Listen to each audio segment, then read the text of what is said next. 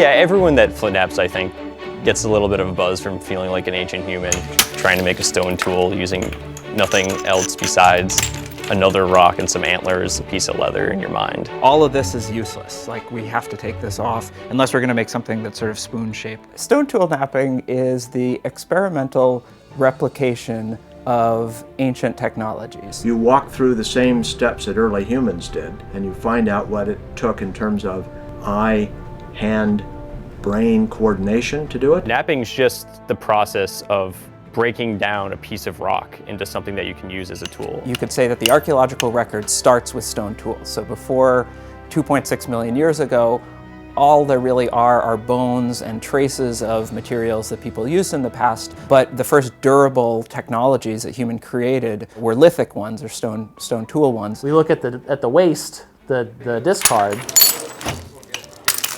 and then we compare that discard with examples from actual archaeological sites, and then when we go, oh hey, this stuff looks exactly the same, we know that that's how they're making it.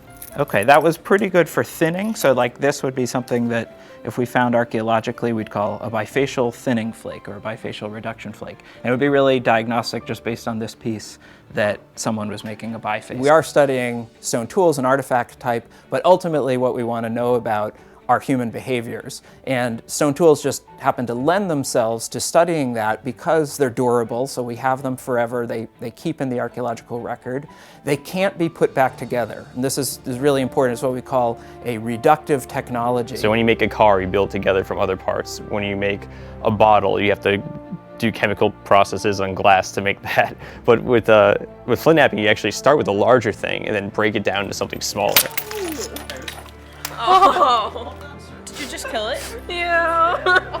Did it snap? That's not catastrophic. It's bad when they just snap right in half. I broke off a really big part of it, and I thought it was done for, but then I just kind of started going at it again, and it recovered. The process that you're going through, the same frustrations and the same glory was felt by people for tens of thousands up to a few million years ago.